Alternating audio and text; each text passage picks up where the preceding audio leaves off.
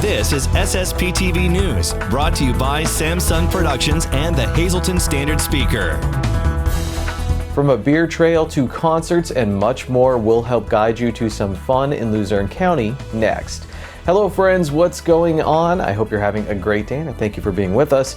I'm Ken Carr with your local information. On Tuesday, we got to know the new executive director at Visit Luzerne County, and today we learn about the group's plans for 2022 as they get ready to help tourists and locals have a great time in Northeast Pennsylvania. Here's Lisa Sugart.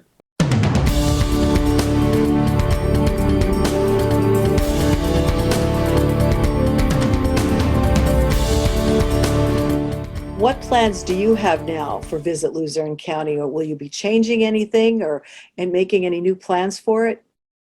Well, the first thing we need to do, we have a plan throughout the year. One of the things that we're moving, and so that will be happening very soon. We'll be in the building by February 1st. Hopefully open to the public right around then. We have some COVID restrictions right now with guests. Our office on Public Square is not open to the public at this time. That could change tomorrow. We're just, the county is looking at the numbers and so forth. But we're hoping to get people in there to see the building in February. That's our goal. We'll be working in there as early as next Monday. One of our first things that we're working on right now is a beer trail grant, a beer trail pamphlet. We received a grant from the Pennsylvania LCB to develop a beer trail. There's at least a dozen or so great craft breweries here in northeastern Pennsylvania, in Luzerne County.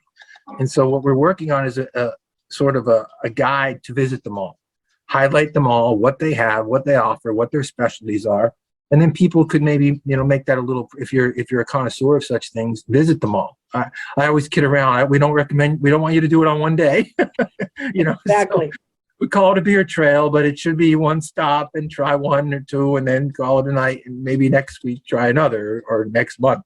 But the beer trail is definitely one of our first priorities of the year. We will be doing the Rocker and the River shows again. They'll be coming up in July. We're looking at a website redesign.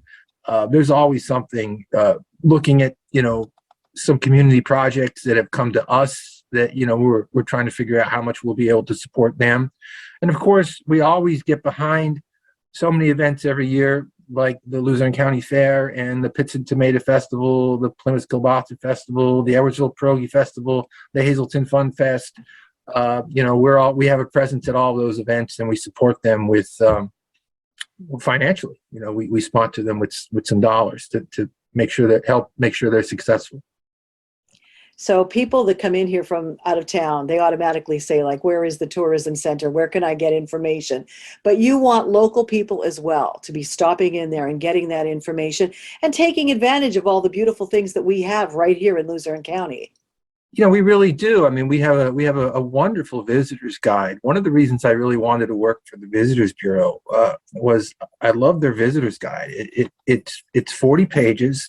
It's packed with beautiful photographs and listings and information of all the fun and interesting things to do here in northeastern Pennsylvania. And I guarantee you that if a local person that grew up here and lives here would stop down to our office and pick one up, which we'll be happy to give them, they're right in our lobby, and leaf through that, they're going to see a bunch of stuff that I never really thought about doing. That would be great. And we have the guides from the surrounding areas too. So we'll have the visitors guide from Lackawanna County and from Monroe, from the Pocono region. So anything that you could do within an hour. I'm talking hundreds and hundreds and hundreds of choices here of things that you might spend a Saturday or a Sunday enjoying yourself doing. And so absolutely, we are a visitors bureau, but we also want to raise the awareness in our own community of what we have to offer. And that's what we do with our visitors guide and our website, our social media. Well, I know there's so much more we could talk about if we had more time, but for people who are watching this right now, they can go to your website and see a lot of this as well, correct? Absolutely. It's visitluzernecounty.com. Visitluzernecounty.com. Easy one. Thank you so much for taking time out of your busy day, getting ready to move and everything like that, and talking to us. We enjoyed seeing you on Music on the Menu when you were doing that with Janine and John Eric Poli earlier. So a lot of fun. nice to have you coming back and talking with us, and come back often and tell us what's happening in Luzerne County. Oh, we would love that. Thank you, Lisa. And thank you for the opportunity. Thank you. Our pleasure. Take care. Today's news feature is brought to you by Feisner's Ford in Freeland, who is celebrating 75 years in business. Give them a call at 570-636-3920, or you can log on to feisnersford.com. Time now for weather on SSPTV News. Here's our forecast from the National Weather Service. On Thursday, mostly sunny with a high near 24 degrees. On Thursday night, a 30% chance of snow showers after 1 a.m., increasing clouds with a low around 16 degrees. New snow accumulation of less than a half inch possible. Friday, a 40% chance of snow showers. It will be cloudy with a high near 28 degrees. On Friday night, a 40% chance of snow, cloudy with a low around 9 degrees. Saturday, a 30% chance of snow, mostly cloudy with a high near 16 degrees.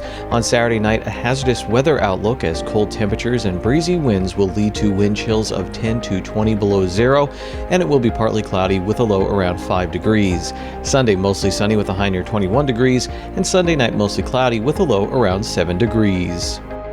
The Hazelton Area High School wrestling team placed 10th out of 44 teams at the Coal Cracker Tournament in Lehighton. Here's the SSPTV Standard Speaker scoreboard. Senior Bryce Molinaro won gold at 189 pounds, winning 4 of his 5 bouts by pin. His teammate Jorvin Rodriguez was second at 132 pounds, and Simon Zamudio and Devin Youngcourt came in 4th at 113 and 145 pounds. In boys basketball, Hazelton won their 10th straight game by beating rival Crestwood 55-39. Josian Guerrera led the Cougars with 20 points. Jack Keeter had 14 points in North Schuylkill's Schuylkill League Division I win over Panther Valley. Brendan Lagergan put up 22 points and grabbed 9 rebounds in Marion's victory over Lourdes Regional. Wyoming Area beat MMI by 1 point. Brendan Bropst led MMI with 16 points. In bowling, Hazelton Area split with Berwick. The Cougars' Andrew Barron had a 3-game total of 211. Coming up, we look back on this year's Eastern Motorsport Press Association convention with the group's president, and next we feature Marion Catholic High School's Polar Plunge event. The Hazelton Public Library will have winter story time every Wednesday at 6 p.m. For more information, you can call the library at 570-454-2961. SSPTV News, blood sends sincere condolences to the family and friends of these recently departed. Nicholas J. Moore and Freeland services will be held at the convenience of the family of the McKeewell Funeral Home. Elizabeth Betty A. Clinton, age 86 of Allentown. Mass will be held on Saturday at 10 a.m. at Holy Rosary Church. Friends will be on Saturday from 9 to 10 a.m. at the church. The Funeral Home is in charge of arrangements. Brian D. Korn, age 52 of Montoursville. Mass will be held on Sunday at 3 p.m. at Our Lady of Lourdes Catholic Church in Montoursville. Friends will be on Sunday from 2 to 3 p.m. at the church. The Spittler Funeral Home is in charge of arrangements. Reverend Leo J. McCarran of West Wyoming. Mass will be on Saturday at 10:30 a.m. at St. Leo's Church in Ashley. Friends will be on Friday from 3 to 6 p.m. and on Saturday from 9:30 to 10:30 a.m. at the church. The Lehman Family Funeral Home is in charge of arrangements. Joan A. McGongle, age 89 of Hazelton, services will be held at the convenience of the family under the Joseph A. Moran Funeral Home. Helen Petruska of Freeland, the McKeewell Funeral Home will announce their arrangements. And Daniel B. Walton, age 80 of Freeland, services will be held at a later date under the McKeewell Funeral Home. Tonight's obituaries are being brought to you in part by Harmon Funeral Homes and Crematory, with 2 locations in Rockland and in Drums, 570-384-3312 or 570-788-0977, and go to harmonfuneral.com.